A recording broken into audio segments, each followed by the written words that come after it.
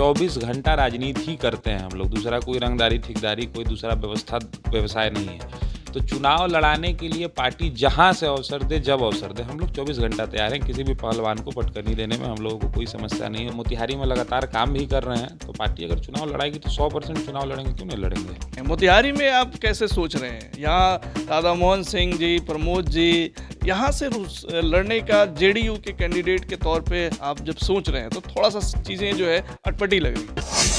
विद्यार्थी परिषद से हमने अपने छात्र जीवन की शुरुआत की, विद्यार्थी परिषद के वर्कर के तौर पे। आज जो कुछ भी सीखा, जो भी एक पॉलिटिकल वर्कर का जो काम होता है, वो बैनर लगाना, पोस्टर लगाना, दीवार लेखन करना, खून देना, ब्लड लेना, आंदोलन करना, प्रदर्शन करना, पुतला दहन करना। इतना काम करते हैं तो पढ़ने का वक्त तो नहीं मिलता होगा। पॉलिटिकल साइंस से आपने किया है ना? नहीं, तो हम लोग पढ़ाई, काम चलाऊ पढ़ाई करते थे। इतना काम करने के बाद तो फुल टाइम पढ़ाई कर नहीं पाइएगा। ये कहाँ से आपको व्यवस्था है कि आप 24 घंटा पढ़ाई? पहले से डिटरमाइंड था कि राजनीति करनी है और उसी हिसाब से तमाम चीज़ें आप अंजाम देते रहे। कि ज़िंदगी का जो सफ़र है वो थोड़ा सा बड़ा अजीबोगरीब किस्म का दिखता है। आप विद्यार्थी परिषद के जो है नेता रहे, बाद में फिर निर्दलीय आपने जो है चुनाव लड़ा छात्र संघ पटना विश्वविद्यालय का, आप उसमें जीत करके भी आए, फिर आप जेडीयू में चले गए। मतलब क्या है ये? नीतीश जी का ब्रांड इतना बड़ा है कि हर व्यक्ति उनके व्यक्तित्व से प्रभावित होकर चुंबक जैसे आकर्षण होता है, नीतीश जी में सटने के लिए सारे लोगों में बेचैनी रहती है। दिव्यांशु भारद्वाज को नीतीश जी के पास लाने वाले प्रशांत किशोर हैं। हाँ, प्रशांत किशोर खुद निकल गए। मोतिहारी तो मेरा घर है, यहाँ पे तो मैं 20 साल से, यहाँ मेरा ननिहाल है, यहाँ पे घर है, यहीं से मेरी शिक्षा दीक्षा हुई है, तो यहाँ तो गली गली में जानने वाले लोग हैं। विपक्ष का एक बड़ा आरोप ये है कि नीतीश जी के मेंटल स्टेटस पे वो प्रहार कर रहे हैं। अभी जो कल की वारदात है वो आप भली भांति जाने हो कि जनगण मन के दौरान नीतीश जी जो हरकत कर रहे थे, इसकी बहुत आलोचना हो रही है।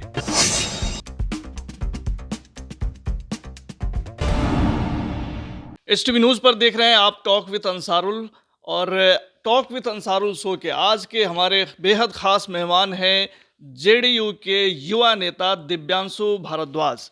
दिव्यांशु भारद्वाज के बारे में हम आपको बता दें कि ये पूर्व प्रेसिडेंट रहे हैं पटना विश्वविद्यालय छात्र संघ के, प्रदेश सचिव जनता दल के अभी वर्तमान में हैं, और जेडीयू के प्रदेश युवा अध्यक्ष भी रहे हैं, और फिलहाल राज्य कार्यकारिणी परिषद में भी सदस्य हैं। दिव्यांशु भारद्वाज इन दिनों जो है खेलों का महाकुंभ के ज़रिए जो है चंपारण में और भी जो है अपनी सुर्खियां बटोर रहे हैं। तो बहुत स्वागत है आपका दिव्यांशु जी, और बड़ा गहमा गहमी का माहौल आपने पैदा किया है। क्या इरादा है इस बार चुनाव लड़ने का है क्या? नहीं, एक्चुअली गहमा गहमी उसको आप नहीं कह सकते हैं। एक्चुअली अगर आप, हमारा इस विषय में मानना यह है कि आप अगर सामाजिक जीवन में हैं तो सामाजिक जीवन में आपका सिर्फ कुर्ता पजामा पहन के भाषण देना काम नहीं है। सामाजिक जीवन में है तो समाज के अंदर रचनात्मक कार्यों को करना भी आपकी जवाबदेही है। अगर आप अपने आप को सामाजिक कार्यकर्ता कहते हैं, समझते हैं, तो आपकी ये भी, आपका दायित्व यह भी है कि समाज में हो रही कुरीतियों के जो कुरीतियाँ हमारे समाज पर हावी हो रही हैं उसमें समय समय पर आप आवाज़ उठाएं, उसमें जन जागरूकता फैला करके उन सारी कुरीतियों को दूर करने की जवाबदेही भी सामाजिक लोगों के ऊपर होती है। तो उसी के वो मद्देनज़र हम लोगों ने रख कर ये खेलों का महाकुंभ जो कार्यक्रम है इसका आयोजन किया था। खेलों का महाकुंभ कराने का बस छोटा सा कम शब्दों में बताएं आपको तो बस मकसद ये है कि आज जो 3 साल से 30 साल तक का हमारा यूथ है, हर घर की ये परेशानी है। बच्चे इंटरनेट और मोबाइल पर, चूँकि जॉइंट फैमिली अब है नहीं तो परिवार में सदस्यों की कमी है, तो मोबाइल पे बच्चे चले जा रहे हैं और स्क्रीन टाइम बहुत ज़्यादा बढ़ गया। निश्चित तौर पे सोशल मीडिया के ज़माने में, इंटरनेट के ज़माने में आपका बहुत सारा काम जो लंबे समय में होता था बहुत आसान हो गया है। आप अमेरिका में बैठ के बात कर सकते हैं, बहुत सारी चीज़ें हैं, व्हाट्सअप है, फेसबुक है, लेकिन उसकी कुरीतियाँ ये है कि ये बच्चे जो है सो स्क्रीन टाइम बढ़ा करके शारीरिक और मानसिक स्वास्थ्य पे बिल्कुल ध्यान नहीं दे रहे हैं। वो अब पबजी में ज़्यादा इंटरेस्ट ले रहे हैं, वो कबड्डी, कुश्ती, वॉलीबॉल, जिससे पसीना निकले, जिससे वो दोस्त बना पाएँ, जिससे वो शारीरिक और मानसिक तौर पर स्वस्थ हो पाएँ।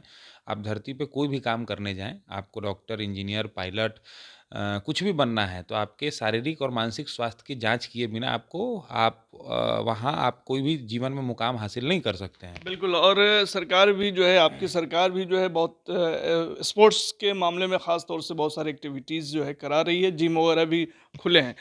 मेरा ये सवाल ये है कि अब तो 26 मतलब वक़्त जो है कम दिन रह गए हैं, 25 का जो विधानसभा चुनाव होना है। तो आप जब इतने सारी सक्रियता आप दिखाएँ, लोग जो है आपके होर्डिंग्स देख-देख करके जो है आपके नाम को और तमाम चीज़ों को ज़हन में मेमोराइज़ कर चुके हैं। दिव्यांशु भारद्वाज उनके दर पे वोट माँगने कब जाएँगे? नहीं, एक्चुअली क्या है कि हम लोग सामाजिक राजनीतिक जीवन में हैं और सामाजिक राजनीतिक जीवन में चुनाव हम लोग नहीं लड़ेंगे तो कौन लड़ेगा? अगर पार्टी में हम लोग हैं और एक हमारा पोर्टफोलियो अगर आप देखेंगे तो हम छात्र राजनीति से अपने सामाजिक राजनीतिक जीवन की शुरुआत करते हुए पटना विश्वविद्यालय अध्यक्ष, छात्र अखिल भारतीय विद्यार्थी परिषद से हमारा छात्र राजनीति की हमारी शुरुआत हुई। फिर बिहार पॉलिटिक्स के सारे नेता उसी विश्वविद्यालय से निकले। ये मेरा सौभाग्य है कि वहाँ जा कर के चुनाव लड़ने का अवसर मिला और फिर वहाँ अध्यक्ष रहा छात्र संघ का मैं। फिर आपको जेडीयू में काम करने का अवसर मिला एज़ अ यूथ के अध्यक्ष पद पे वहाँ जनता दल यूनाइटेड के रहने का सौभाग्य मिला। फिर अभी मेन पार्टी में, फिर स्टेट वर्किंग कमेटी में। तो लंबे समय से सामाजिक राजनीति जीवन में 24 घंटा राजनीति ही करते हैं हम लोग। दूसरा कोई रंगदारी, ठेकेदारी, कोई दूसरा व्यवसाय नहीं है। तो चुनाव लड़ाने के लिए पार्टी जहाँ से अवसर दे, जब अवसर दे, हम लोग 24 घंटा तैयार हैं। किसी भी पहलवान को पटकनी देने में हम लोगों को कोई समस्या नहीं है, उसको ताल ठोकने में समस्या नहीं है। पार्टी का निर्णय है, पार्टी में हम लोग हैं। पार्टी चुनाव लड़ाएगी, हम लोग तो समाज में सक्रिय हैं और मोतिहारी में लगातार काम भी कर रहे हैं। तो पार्टी अगर चुनाव लड़ाएगी तो 100% चुनाव लड़ेंगे, क्यों नहीं लड़ेंगे? मोतिहारी में आप सक्रिय हैं, आपने खुद बताया कि मोतिहारी में सक्रिय हैं। मोतिहारी में आप कैसे सोच रहे हैं? यहाँ राधा मोहन सिंह जी, प्रमोद जी पूरी तरह से जो है पहले से यहाँ पे वर्क कर रहे हैं और जो है एक अलग प्रभाव है। यहाँ से लड़ने का जेडीयू के कैंडिडेट के तौर पे आप जब सोच रहे हैं, तो थोड़ा-सा चीज़ें जो है अटपटी लग रही हैं। नहीं, एक्चुअली मोतिहारी में एनडीए काफ़ी मजबूत है यहाँ पे और राधा मोहन जी और वो भी एनडीए के पार्ट हैं। तो मोतिहारी एक्चुअली जब हमारी पार्टी इसके पहले महागठबंधन में थी, तो उस समय में हम लोग दूसरे राजनीतिक परिस्थितियों में काम कर रहे थे। अभी की राजनीतिक परिस्थितियाँ अलग है। तो हम लोग वोट हमारे नाम पे तो है नहीं, हमारे वोट है नीतीश जी के नाम पर और मोदी जी के नाम पे। तो पार्टी के हम लोग सिपाही हैं और हम लोग सिर्फ मोतिहारी डिस्ट्रिक्ट हेडक्वार्टर है, हम लोग पूरे ज़िले में लगातार काम कर रहे हैं। तो ये मोतिहारी सीट पे हम स्पेसिफ़ाई नहीं बोल रहे हैं कि मोतिहारी सीट पे पार्टी जहाँ लड़ाने का अवसर देगी। मोतिहारी जो मेरा घर है, यहाँ पे तो मैं 20 साल से, यहाँ मेरा ननिहाल है, यहाँ पे घर है, यहीं से मेरी शिक्षा-दीक्षा हुई है। तो यहाँ तो गली-गली में जानने वाले लोग हैं। तो यहाँ कोई नया, हम कोई बाहर से आए हैं, बाहर के रहने वाले और मोतिहारी में आके हम अपना स्थान बना रहे हैं और मोतिहारी में हम लोगों से नया पहचान बना रहे हैं, ऐसा तो कुछ है नहीं। यहाँ मेरे पिताजी 40 वर्षों से नौकरी कर रहे हैं। जिस घर में आप बैठे हुए हैं 50 वर्षों से, ये घर है, यहीं पे हमारी पढ़ाई हुई है, इसी विधानसभा में मेरा घर है, इसी ज़िले में मैं पैतृक निवास है मेरा। तो मोतिहारी तो मेरा घर है और ये तो केंद्रीय नेतृत्व को तय करना है। ये मेरे बस की चीज़ नहीं है कि मैंने आपको अभी बता दूँ यहाँ पे कि मैं मोतिहारी से लड़ूँगा, कि मैं फलाने सीट से लड़ूँगा। मैंने एक बात आपको कहा ज़रूर कि हम लोग चुनाव लड़ने के लिए तैयार हैं। चुनाव बिल्कुल लड़ेंगे, क्यों नहीं लड़ेंगे? चुनाव पार्टी जहाँ से लड़ाएगी, वहाँ से चुनाव लड़ाएँगे। मोतिहारी लड़ाएगी, ये तो ऊपर वाले को तय करना है ना। अभी बगल में आप, ये मेरे बस की चीज़ नहीं है कि मैं इस बारे में कोई स्टेटमेंट आपको दे सकता हूँ। मैं पार्टी में हूँ और एनडीए में हूँ। अभी हमारे नेता पहले महागठबंधन में थे, तो महागठबंधन में थे, फिर हमारे नेता एनडीए के साथ हैं, तो एनडीए के नेता का निर्णय सर्वमान्य है। तो जैसे हम लोगों की पार्टी डिसाइड करेगी, वो काम हम लोग करेंगे। इसमें कहीं से कोई दो मत नहीं है। आपके ज़िंदगी का जो सफ़र है, वो थोड़ा-सा बड़ा अजीबो-गरीब किस्म का दिखता है। आप विद्यार्थी परिषद के जो है नेता रहे, बाद में फिर निर्दलीय आपने जो है चुनाव लड़ा छात्र संघ पटना विश्वविद्यालय का, आप उसमें जीत करके भी आए, फिर आप जेडीयू में चले गए। मतलब क्या है ये? नहीं, एक्चुअली क्या है कि आपने कहावत तो सुनी ही होगी कि बहुत मतलब होइए वही जो राम रचि राखा, प्रभु जो ऊपर वाला जो चाहता है वही होता है। तो हम हमारे जीवन में हमने एक जीवन में तय किया था कि हमारे साथ जो लोग पढ़ते होंगे, आप मतलब हम लोगों ने जब अपने आप पुराने दिन को याद करते हैं, कभी किसी चीज़ का फॉर्म नहीं भरा। हमारे परिवार वालों का कहना था कि भाई आप डॉक्टर बन जाइए, इंजीनियर बन जाइए। पिताजी सरकारी नौकरी में थे, तो सबके परिवार की वही स्थिति है कि मेरा ही बच्चा नौकरी करे। तो लेकिन एक चीज़ था दृढ़ निश्चय कि दूसरा कोई काम करना नहीं है। दूसरा कोई फॉर्म आज तक आईआईटी का, जेईई का डिसाइड था कि राजनीति करना है। तो इसका बहुत लाभ हमको अपने जीवन में मिला। फिर हम 10th पास करने के बाद सीधा चले गए, चूँकि गार्जियन ने थोड़ा प्रयास किया कि इनको पढ़ाई-लिखाई की तरफ, तो बैंगलोर हमको भेजा गया। 6 महीना के आंदोलन, घरेलू आंदोलन के बाद जब हम कई जगहों पर पकड़े गए, वो बहुत रोचक कहानी है कि मतलब साइंस, फिजिक्स, केमिस्ट्री, मैथ का ट्यूशन लगा, बेंगलोर से पटना आ गए। वहाँ पे हम पकड़े गए कि कोचिंग नहीं जाता है तो कहाँ जाता है, तो इंक्वायरी हुआ तो पता चला कि पटना विश्वविद्यालय। फिर उस समय से घर से हरी झंडी मिल गया कि भाई आप यही काम करें। फिर हम सुबह 7 से अगले दिन सुबह 6 बजे तक हम लोग सड़क पे रहते थे। और कश्मीर से कन्याकुमारी एज विद्यार्थी परिषद से हमने अपने छात्र जीवन की शुरुआत की, विद्यार्थी परिषद के वर्कर के तौर पे। आज जो कुछ भी सीखा, जो भी एक पॉलिटिकल वर्कर का जो काम होता है, वो बैनर लगाना, पोस्टर लगाना, दीवार लेखन करना, खून देना, ब्लड लेना, आंदोलन करना, प्रदर्शन करना, पुतला दहन करना, मैंने जो भी रचनात्मक कार्य से लेके आंदोलन, प्रदर्शन, चंदा लेना, जो एक पॉलिटिकल प्रेस रिलीज लिखना, भाषण देना, हर चीज़ वहीं से, ट्रेनिंग वहीं हुई, क्योंकि 24/7 हम लोग काम करते थे। और लंबे समय से पटना विश्वविद्यालय में छात्र संघ का चुनाव बंद था। इतना काम करते हैं तो पढ़ने का वक्त तो नहीं मिलता होगा। हम लोग पढ़ने, पॉलिटिकल साइंस से आपने किया है ना? हाँ, नहीं तो हम लोग पढ़ाई, काम चलाऊ पढ़ाई करते थे। इतना काम करने के बाद तो फुल टाइम पढ़ाई कर नहीं पाइएगा। ये कहाँ से आपको व्यवस्था है कि आप 24 घंटा पढ़ाई पहले से डिटरमाइंड था कि राजनीति करनी है और उसी हिसाब से तमाम चीज़ें आप अंजाम देते रहे। उसको भी एक तरह से इंटर्न के तौर पे आप यूज़ कर रहे थे। हाँ, हाँ, पढ़ाई बस पास कर जाएँ उस हिसाब से पढ़ाई करते थे। इसमें कहीं कोई दो मत नहीं है। हम लोग का फुल टाइम, आपको कह तो रहे हैं, माइक पे कह रहे हैं कि पहले से एक लक्ष्य था कि राजनीति ही करना है। राजनीति के लिए ही पढ़ाई पटना विश्वविद्यालय में नामांकन करा। हम पटना विश्वविद्यालय से एडमिशन से पहले 1.5 साल अखिल भारतीय विद्यार्थी परिषद के मेंबर थे, वहाँ सक्रिय थे।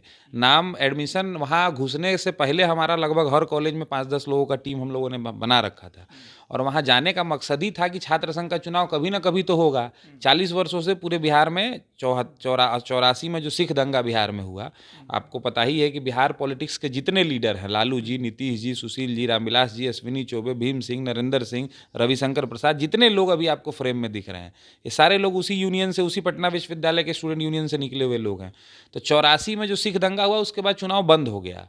और एक गवर्नर अगर जीवन में हम लोग कुछ बनते हैं तो उनका मूर्ति जरूर लगाएंगे। सत्यपाल मलिक, जो मेरठ विश्वविद्यालय छात्र संघ के अध्यक्ष रहे, वो बिहार के गवर्नर बन के आए और उन्होंने कहा कि जिस स्टेट के स्टूडेंट पॉलिटिक्स से लालू जी, नीतीश जी, सुशील जी, जयप्रकाश नारायण ऐसे लोग निकले, वहाँ पे चुनाव क्यों बंद है, चुनाव होना चाहिए।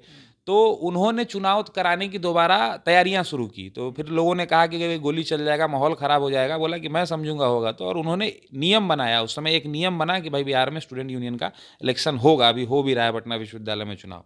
तो इलेक्शंस दोबारा शुरू हुए लगभग 35 वर्षों के बाद, एक साथ बिहार के सभी विश्वविद्यालय में चुनाव एक साथ शुरू हुए। तो उस समय मैं अखिल भारतीय विद्यार्थी परिषद का घोषित, मैंने एकदम नोन उम्मीदवार था, जो कि पटना के गली गली, सड़क सड़क 8 साल तक वही तैयारी चल रही थी। लेकिन किसी कारणवश मुझे टिकट नहीं दिया गया कि भाई, कुछ आरोप लगा दिए गए कि इनके एकेडमिक्स में कुछ प्रॉब्लम है। जैसे आपने अभी सवाल पूछा कि आप पढ़ाई तो पार्ट टाइम करते थे, तो उसी पार्ट टाइम पढ़ाई की वजह से कुछ समस्याएं थी। तो लोगों ने कहा कि ऐसे हो जाएगा, वैसे हो जाएगा, तो फिर टिकट मेरा काट दिया गया, नहीं मिला। तो मुझे भी पटना यूनिवर्सिटी की हिस्ट्री में कोई, मेरे ख्याल से शायद एक व्यक्ति, या मेरे ख्याल से अभी तक कोई चुनाव नहीं जीता है यहाँ से जा करके, या शायद एक व्यक्ति कोई जीते हैं चुनाव अध्यक्ष पद पे। तो हम वहाँ गए तो हमारे कल्पना से पड़े था कि इंडिपेंडेंट चुनाव हमको लड़ना है वहाँ पे। तो लेकिन एक संयोग बना, मतलब आज नॉमिनेशन का लास्ट डेट है 4 बजे, और 3 बजे तक मेरे नॉमिनेशन पर कुछ फाइनल नहीं था। सुबह आराम से, वो लंबा कहानी उतना, मतलब हाफ पैंट में हम नॉमिनेशन करने गए, लोगों ने मतलब उसमें भी फिर लास्ट मोमेंट पे मेरा नॉमिनेशन होता है। फिर नॉमिनेशन होने के बाद डाउट ये था कि मेरा नॉमिनेशन रहेगा कि नहीं रहेगा। फिर नॉमिनेशन मेरा बच जाता है। फिर हम लोगों ने सुबह, मैंने सामने में बड़े बड़े लोग चुनाव लड़ रहे थे वहाँ पे, बड़े बड़े, पप्पू यादव जी स्वयं चुनाव में लगे हुए थे, लालू जी के बड़े बेटा BN कॉलेज के विद्यार्थी रहे थे। तो वैसे वैसे बड़े बड़े लोग, पटना है तो सारे लोग चुनाव में वहाँ पे सक्रिय थे। तो उस बीच में हम लोग इंडिपेंडेंट समझिए कि चुनाव लड़ना, और फिर बाकी सारी पार्टियाँ, मेरी पार्टी अखिल भारतीय विद्यार्थी परिषद, जदयू, जिसमें हम थे कुछ दिन पहले तक, राजद, कम्युनिस्टों का पूरा जो संगठन है, वो सारी पार्टियां चुनाव लड़ रही थी, उसमें हम लोग इंडिपेंडेंट चुनाव लड़ रहे थे। तो हम लोग 15 दिन सोए नहीं अपने टीम के साथ, और हम लोग बहुत मेहनत किए। मेहनत हमारा पहले से भी था, और ऊपर वाले ने, मतलब 15 दिन सोचे नहीं कि क्या होगा, बस अच्छे से हम लोगों ने चुनाव को वहाँ पर विद्यार्थियों के बीच में जाकर के अपनी बातों को रखा। सर्वर भी फोड़वा लिए थे आप? नहीं, उस चुनाव में हमारा सर नहीं फटा था, वो अगले चुनाव की बात है। उसके बाद हम चुनाव जीते, और चुनाव जब रिजल्ट आया तो उस समय हमारे ऊपर वाले की कृपा से फेवर में रिजल्ट आ गया। रिजल्ट आने के बाद लोगों ने कुछ आरोप लगा के हमको फिर हटा भी दिया अध्यक्ष पद से जल्द ही। फिर हटने के बाद गवर्नर साहब ने कहा कि भाई आप हाई कोर्ट जाइए, और हाई कोर्ट ने, फिर हम हाई कोर्ट, कभी हमारे जैसे लोग अब अचानक से सिविल कोर्ट नहीं देखे, हाई कोर्ट जाना पड़ा। फिर वहाँ हाई कोर्ट में हमारे पक्ष में 19 दिन में हाई कोर्ट ने मेरे पक्ष में फ़ैसला दिया और फिर हम पटना विश्वविद्यालय के अध्यक्ष बने। फिर उसके बाद भी बवाल हुआ, तो अध्यक्ष का शपथ हुआ उसके बाद। फिर 52 दिन का अपना कार्यकाल रहा और उस कार्यकाल में हम लोगों ने काफ़ी काम मतलब जो हो सकता है एक्चुअली ये एक आपको एक प्लेटफ़ॉर्म दिया जाता है कि अगर आप में लीडरशिप स्किल है, जैसे स्कूल कॉलेजों में डांसिंग का कॉम्पिटिशन, सिंगिंग का कॉम्पिटिशन और अलग-अलग चीज़ों का कॉम्पिटिशन कराया जाता है। किसी बच्चे में उसका हुनर है तो उस प्लेटफ़ॉर्म के माध्यम से वो आगे निकले। तो ऐसे ही स्टूडेंट यूनियन का है, तो हम लोगों ने इस प्लेटफ़ॉर्म का इस्तेमाल करने का प्रयास किया, विद्यार्थियों के लिए काम करने का प्रयास किया। मुख्यमंत्री जी का काफ़ी सहयोग मिला। उस समय एज़ एन इंडिपेंडेंट प्रेज़िडेंट हम जब नीतीश जी के पास गए तो हम लोगों ने कई माँग उनके सामने में रखी। 100 करोड़ के आसपास का बजट उन्होंने उस समय में तुरंत दिया। 35 वर्षों से बंद पड़ी बस सेवा को हमने पटना यूनिवर्सिटी के स्टूडेंट यूनियन के लिए जो उन लोगों के ज़माने में free bus service, ring bus service चलती थी। 4 दिनों के अंदर में बस सेवा शुरू हुई, हरी झंडी दिखा के हम लोगों ने रवाना किया। 4 बस पटना विश्वविद्यालय के स्टूडेंट के लिए एनआईटी से गांधी मैदान। फिर हम लोगों ने कुछ थाने का सुरक्षा व्यवस्था के लिए मांग किया था। वो तो जो डिमांड हम लोगों ने किया उस समय में पूरा किया गया। तो हम लोग 52 दिन का, चूंकि विवाद में इतना कार्यकाल रहा कि मात्र 52 दिन काम करने का मौका मिला, तो ये इस तरीके से मेरा चुनाव मतलब विद्यार्थी परिषद का मेरा पूरा विद्यार्थी परिषद से निकल के फिर छात्र संघ के अध्यक्ष बना और फिर उसके बाद अगले चुनाव में हम लोग का इंडिपेंडेंट ही था कि मैंने ये साल आप अगर एक बार चुनाव लड़ते हैं तो लिंगदो कमेटी के हिसाब से छात्र संघ का चुनाव होता है। तो अगर आपने एक बार नॉमिनेशन कर दिया तो अब दोबारा चुनाव जीतिए हारिए आप दोबारा चुनाव नहीं लड़ सकते हैं। तो मैं चुनाव लड़ नहीं सकता था दोबारा।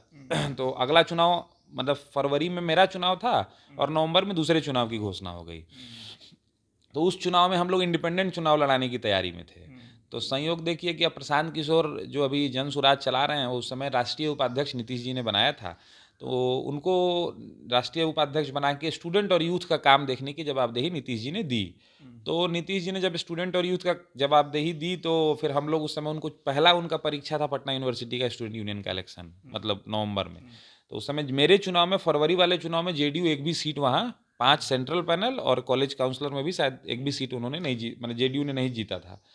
तो फिर प्रशांत जी सक्रिय हो गए कि भाई जेडीयू कैसे इसमें एक्टिव होगी। तो फिर उन्होंने अब हमसे संपर्क किया उनकी टीम ने और उन्होंने भी कहा कि भाई आइए आपको एमपी एमएलए बनाएंगे। कहाँ ये सब अब चुनाव उनाव के चक्कर में पड़े हुए हैं। तो हम लोग ये रोड पर के वर्कर और प्रशांत जी 6 मुख्यमंत्री और एक प्रधानमंत्री के साथ काम करके नीतीश जी के राष्ट्रीय उपाध्यक्ष बने थे। पूरा उनका बोलबाला था। वैसा व्यक्ति आपको ये ऑफर दे मुख्यमंत्री आवास में तो आप तो दिमाग खराब हो ही जाएगा हर आदमी का। तो हम लोगों ने अपनी पूरी टीम के साथ प्रशांत जी के साथ स्विच करने का निर्णय लिया और हम लोग इंडिपेंडेंट चुनाव लड़ा रहे थे। तो जो प्रत्याशी हम लोग इंडिपेंडेंट लड़ाने वाले थे उन प्रत्याशियों को प्रशांत जी के सामने हम लोगों ने कहा कि भैया ऐसा ऐसा है हम लोग इन लोगों को लड़ाया जाएगा। तो फिर सब लोगों ने सहमति भी बनी और फिर हमारी हम लोग जो जिन लोगों को लड़ाना चाहते थे वही सारे लोग जेडीयू के उम्मीदवार बने।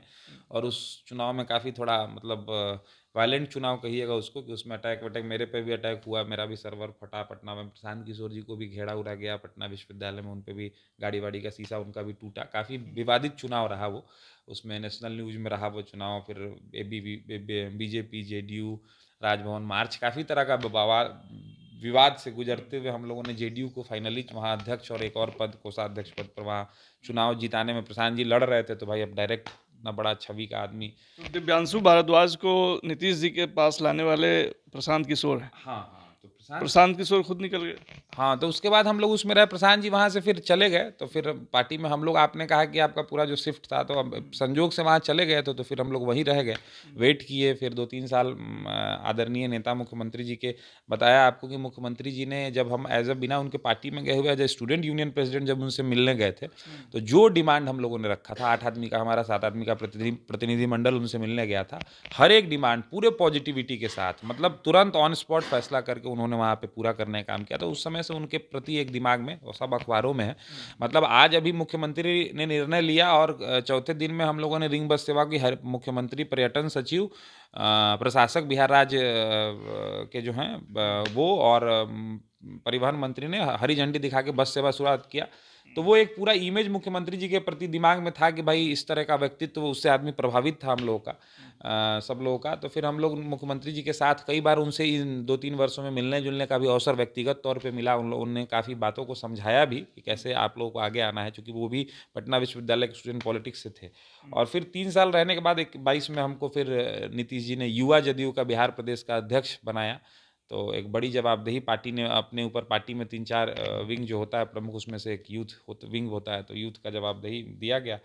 तो फिर हम लोगों ने पूरे बिहार में नीतीश जी ने जिस पूरे 2005 में बिहार की कमान संभालने के बाद जिस तरीके से बिहार का विकास किया, उन सब चीज़ों को लोगों, नौजवानों और युवाओं में जो यूथ के लिए विशेष तौर पे जो काम किया गया, उसका हम लोगों ने प्रचार प्रसार किया। पार्टी के यूथ विंग को मजबूत करने का जितना संभव ईश्वर ने ताकत क्षमता दी थी, प्रयास किया। और फिर मेन पार्टी में प्रदेश सचिव रहा और अभी राज्य कार्यकारिणी परिषद का सदस्य हूँ। तो फिर किसी पार्टी में ऐसा तो नहीं है कि हाँ, मतलब एक संयोग ऐसा था कि उस समय में प्रशांत किशोर जी के साथ इंडिपेंडेंट थे ही, किसी पार्टी के सदस्य थे नहीं, विद्यार्थी परिषद तो छोड़ ही चुके थे।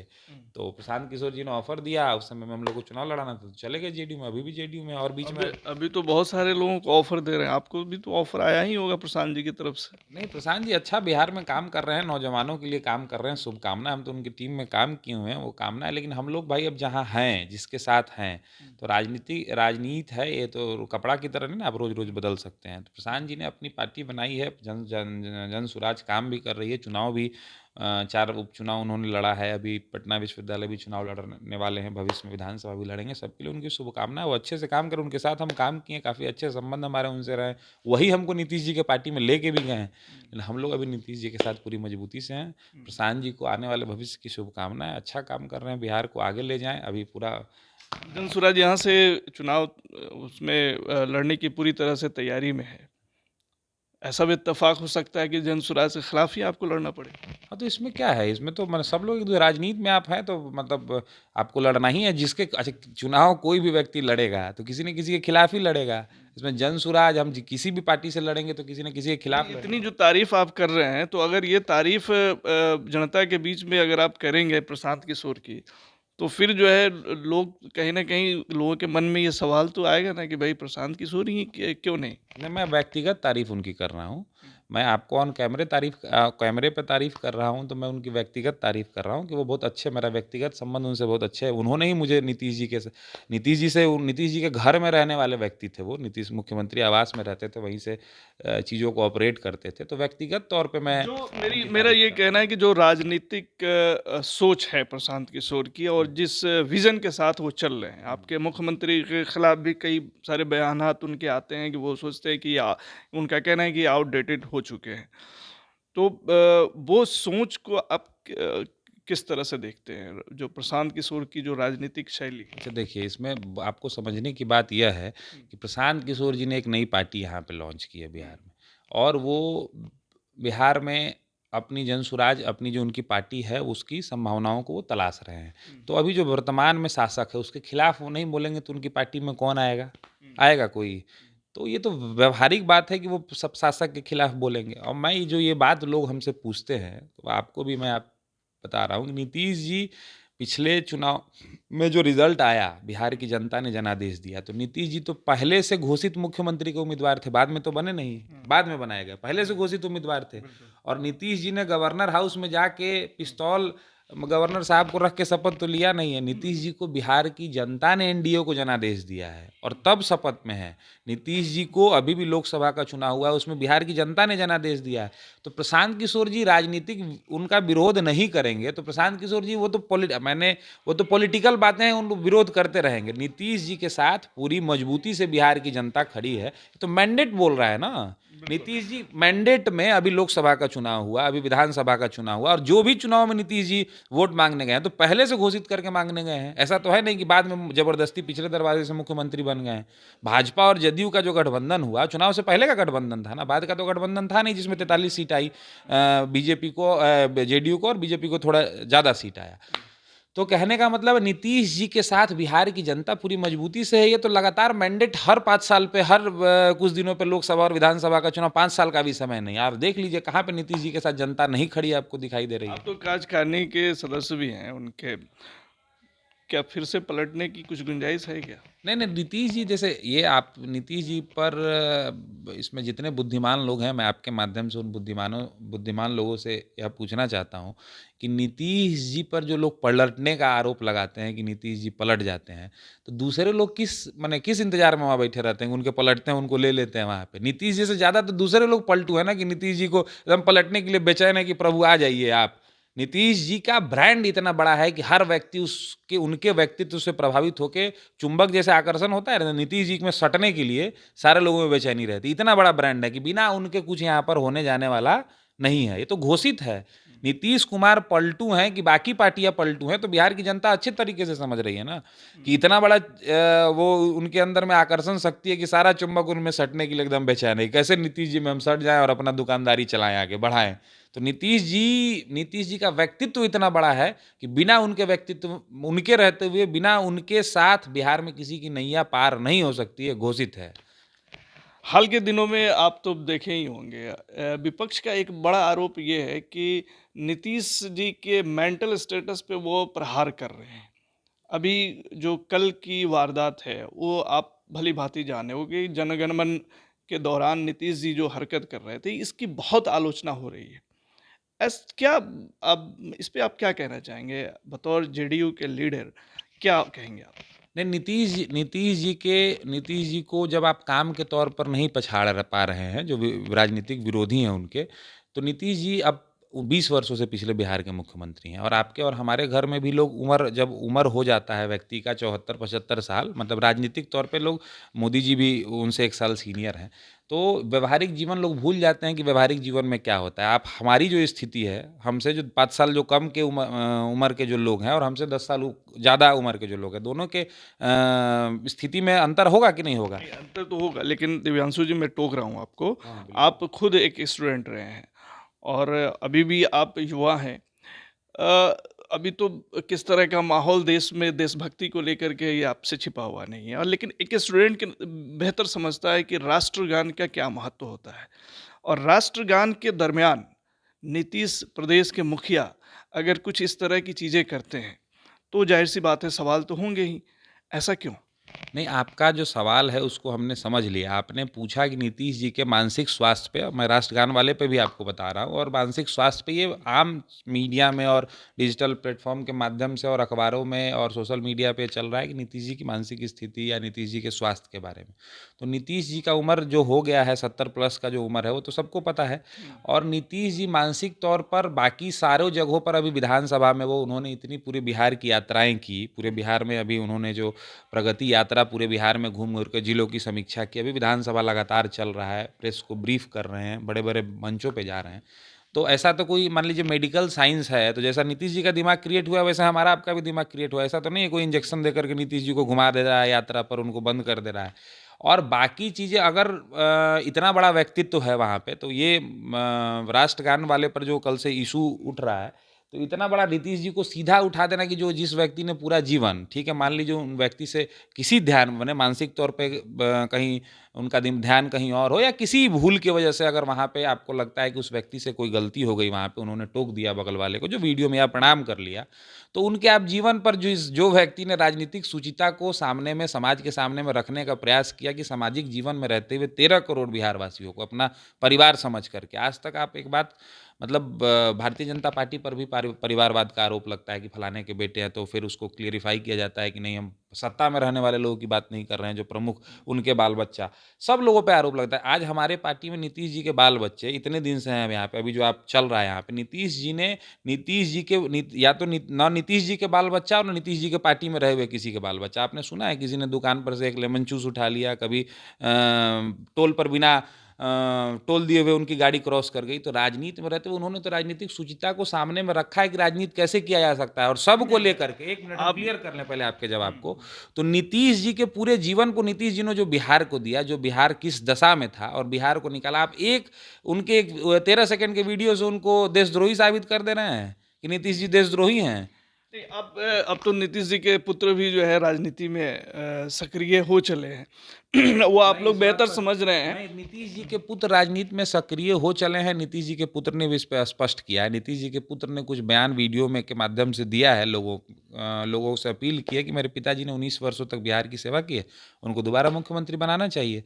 तो अभी तक न वो जदयू के आज तक ऑफिशियल मेंबर हैं, न ऐसी कोई घोषणा हुई है कि वो आने वाले समय में गद्दी संभाल रहे लेकिन हैं। चीज़ें तो इसी तरह से ना प्रमोट की जाती आती है। अब पटना में होर्डिंग्स पे उनके चेहरे आ रहे हैं, तो कहीं न कहीं अब तो आ ही गए ना। तो वो सम नहीं, नहीं, वो कहीं न कहीं आ गए हैं। अभी हमारे पार्टी के किसी ऑफ़िशियल लोगों का ये बयान नहीं आया है कि नीतीश जी निशान जी राजनीति में सक्रिय हो गए हैं। तो वो अगर एक इंसान भी तो है ना, नीतीश जी के बेटे होने के साथ एक इंसान है, अपने पिता के लिए अगर वो अपील कर रहे हैं, तो अपील कर रहे हैं, अपील करने पर तो कोई रोक नहीं लगा सकता है ना। और नीतीश जी ने ठीक है, अभी आप नीतीश जी आज से 5 साल पहले भी तो उनको सदन भेज सकते थे, 10 साल पहले भी तो कोई रोक लेता क्या? या मंत्री बना सकते थे। तेज प्रताप जी बने, जब तेज प्रताप जी बन सकते हैं, जब तेजस्वी जी बन सकते हैं, तो निशान जी को कौन रोक सकता था?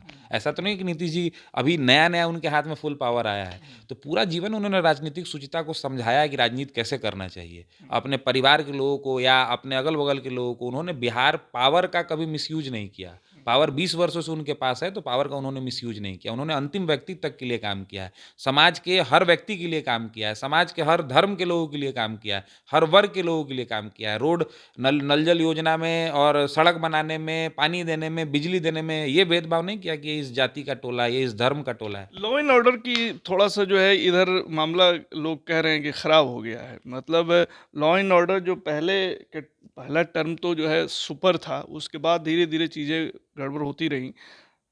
हाल इस बार के टर्म में लॉ एंड ऑर्डर पे बड़े सवाल उठ रहे हैं। नहीं, इसमें मेरा मानना ये है कि लॉ मतलब पहले बार एक्चुअली अब जंगल राज के बाद नीतीश जी का राज आया था, तो लोगों को लगा कि बहुत ड्रास्टिक चेंज हो गया है, लेकिन लॉ एंड ऑर्डर में रोज़ काम हो रहा है। बिहार पुलिस अभी आपको दिख रहा है कि 112 पर कितने लोगों को माने लोग एक्चुअली क्या हो ना तुलनात्मक तरीके से देखते हैं तो लोगों का उस समय के हिसाब से 10 गुना ज़्यादा काम हुआ है। अभी बिहार में आप किसी से पूछिएगा, अभी हम जो सवाल अब आप बोल रहे हैं कि बस 5 से 10 पूरा बिहार बोलेगा यही कि 5 से 10 में बहुत काम हो गया। अभी आप यहाँ बैठ के 112 में फ़ोन करिएगा तो 5 मिनट में आपके सामने में फ़ोर्स रहेगी। आपकी बिहार पुलिस की फ़ोर्स अब बुलेट से घूम रही है। कल मोतिहारी पुलिस ने 100 एक साथ 100 अपराधियों पर कुर्की का अभियान चला के उनका घर से उनके यहाँ कुर्की जब्ती करने का काम किया है। सारे जितने वारंटी उनको पकड़ने का काम किया जा रहा है। एफएसएल की टीम है बिहार में। सोशल मीडिया पर उठा करके देखिए, आप अगर कोई कंप्लेन करते हैं तो सोशल मीडिया के माध्यम से बिहार पुलिस आपको रिस्पॉन्ड करने का काम कर रही है। और तब लोग कहते हैं कि नहीं क्राइम लॉ एंड ऑर्डर, इसका जवाब बस ये है कि आप अमेरिका को सबसे विकसित देश मानते हैं ना, तो अमेरिका में भी आए दिन आपको ये घटनाएं आपको होती हुई दिखेंगी कि मॉल में गोली चल गया, यहाँ पे इतने लोगों की हत्या हो गई। सरकार ऑर्गेनाइज क्राइम को रोक सकती है। अभी आपको हम यहाँ पे घर में बैठा करके और आप पर कोई हमला करवा दें तो इस सरकार को कैसे पता चलेगा कि मेरे दिमाग में क्या प्लान पहले से चल रहा है। सरकार ये कर सकती है कि हमने अगर आप पर हमला कराया तो हम हमारे हाथ में हथकड़ी पहनाने का काम सरकार का है। वो इस सरकार में कोई भी व्यक्ति हो, कितना भी रसूखदार क्यों ना हो, अगर वो क्राइम करेगा तो उसको जेल में जाना पड़ेगा, उस पर कानूनी कार्रवाई होगी, उसके रसूख से वो बच नहीं सकता है। ये नीतीश जी की गारंटी है। कोई हो, ना वो किसी को फंसाते हैं ना वो बचाते हैं। क्राइम कभी खत्म नहीं हो सकता, ये आपको भी पता है। दिव्यांशु भारद्वाज को अगर चंपारण में चुनाव लड़ने का मौका मिलता है, तो कौन-सा कंस्टिट्यूएंसी सबसे बेहतर कंफर्टेबल ज़ोन में आप समझते हैं? जैसे देखिए दिव्यांशु भाई आपको भी अच्छे से पता है और देखेंगे उनको भी लोग पता है कि अगर हम बोल भी दें तो ये हमारे कहने से तो तय होने वाला नहीं है। आप पर्सनली कौन से कंस्टिट्यूएंसी को कंफर्टेबल ज़ोन मान रहे हैं? नहीं, नहीं, हमारे लिए जैसे हमारे नेता हम जिस पार्टी में और जिस गठबंधन में हैं, देश की जनता उस गठबंधन के साथ है। तो हम लोग सामाजिक राजनीतिक जीवन में हमको ऐसा नहीं है कि अभी नया लॉन्च होना है, बैनर पोस्टर लगवाना है, नमस्ते प्रणाम शुरू करें, चलिए थोड़ा भोज खाना चालू करते हैं। 24 घंटा राजनीति करते हैं, 24/7 रोज़ का यही दिनचर्या है। ये निर्णय नेताओं का है। हम ओबीडिएंट वर्कर हैं, ओबीडिएंट पार्टी के और सामाजिक राजनीतिक जीवन में भी ओबीडिएंट वर्कर हैं। तो हम लोग समाज में रोज़ समाज में घूम रहे हैं, समाज में काम कर रहे हैं। जहाँ लड़ा दे पार्टी, जहाँ लड़ा दे लड़ेंगे, कहीं कोई दिक्कत नहीं है। और पार्टी अगर खुदा न खास्ता ऐसा भी हो कि नहीं वैसे चांसेस बने, गठबंधन की राजनीति है। तो नहीं चांसेस बने या भविष्य में जो भी संभावनाएं होंगी तो सब बाइट हम लोग अभी बात कर लेंगे तो भविष्य में कैसे बात करेंगे उस पर पत्ते जो है दिव्यांशु भारद्वाज जी नहीं खोलना चाह रहे हैं फिलहाल और वक्त का इंतज़ार कर रहे हैं। बहुत शुक्रिया दिव्यांशु जी हमसे तमाम जानकारी साझा करने के लिए। तो ये थे दिव्यांशु भारद्वाज, जो जेडीयू के प्रखर युवा नेता के रूप में उभर कर सामने आए हैं और हाल के दिनों में बहुत सारी एक्टिविटीज़ में ये शामिल रहे हैं। तो विधानसभा चुनाव के मद्देनज़र जो है क्या कुछ सिनारियो बनता है, अभी फ़िलहाल कुछ भी कहने से परहेज़ कर रहे हैं और पार्टी पे सारा दारोमदार सेट कर रहे हैं। लेकिन एक बात तो ये है कि नीतीश कुमार को बहुत अच्छे से डिफेंड करते नज़र आ रहे हैं। तो आज के लिए और अभी के लिए फ़िलहाल इतना ही। तमाम खबरों और डिबेट्स के लिए जुड़े रहिए एसटीवी न्यूज़ के साथ।